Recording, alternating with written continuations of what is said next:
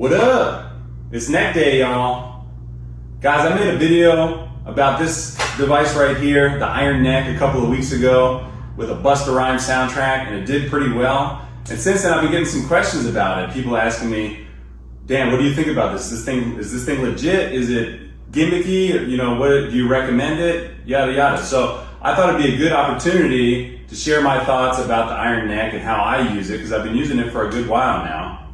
And I actually had the chance to chat with the CEO of the company at his booth at the AOM conference I was at this weekend in San Diego. His name is Matt, cool guy. We got to chatting about how to use it, how to implement it, how to safely instruct people on using it with online mediums. So I thought it was a good time to just give an honest review of what I think about the product and how that I use it.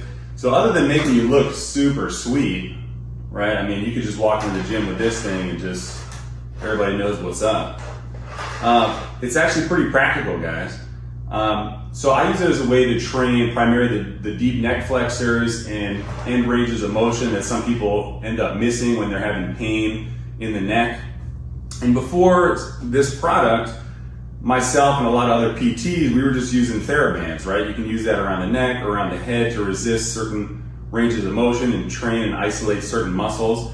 And that works pretty well. But what's nice about this thing is it's got a 360 swivel on it right here that you can attach to a resistance band. So I attach it to the squat rig right here, but you could mount it to a wall or anything sturdy. And the idea is we can position ourselves in a way that adds resistance to whatever muscles that we're trying to target, right? So I've talked a lot about posture on our page here and how prevalent that forward head posture is with the rounded shoulders.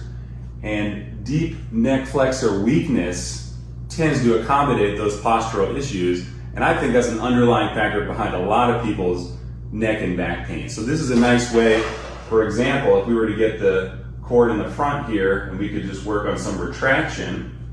So I'll give you guys a little demo here. Cord goes right there.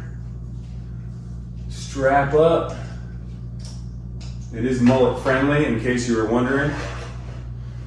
But this right here, you can see I got some tension on the front of the band here, and I can work on some of those chin retractions. And if I wanted to, I could add a little bit of rotation, or I could go the other way, retract the chin, and work on more like of an isometric, or the core of the front of the neck here.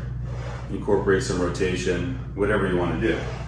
So I do find it to be a really useful product. I haven't really come across anything else quite like it.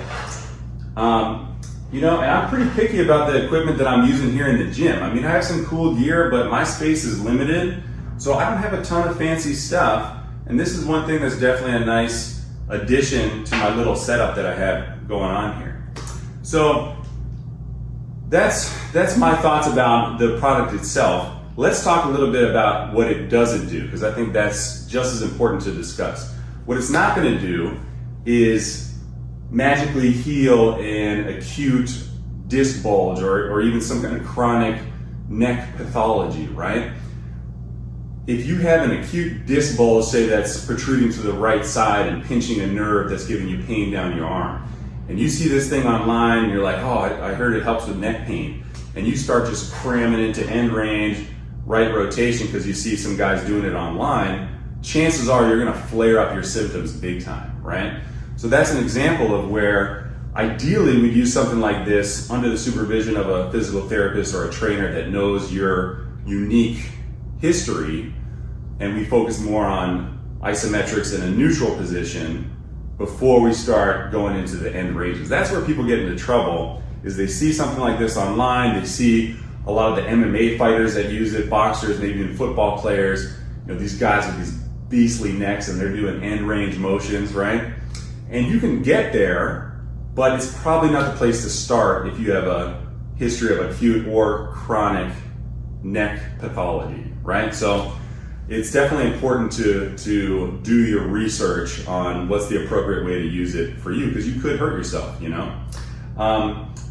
what I enjoyed talking with Matt about at the conference was that they've rolled out a series of training protocols online to help take people from kind of a beginner workout or exercise to a more advanced one, so that people are less likely to jump right into something that is too complex or too high level for their current spot or their current level of function. So I thought that was really cool.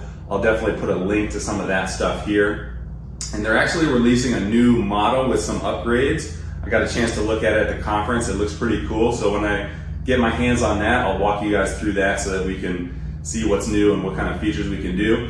And stay tuned, because I'm going to put a bunch of videos together on what we can do with this thing and try to better educate people on how it fits into our rehab protocol and what we can do to really help get people's necks and backs out of pain. So stay tuned for that, guys. If you have any questions, if you're interested in getting one and you want to know more about it, feel free to message me. I'm happy to answer any questions, and stay tuned for those videos, guys.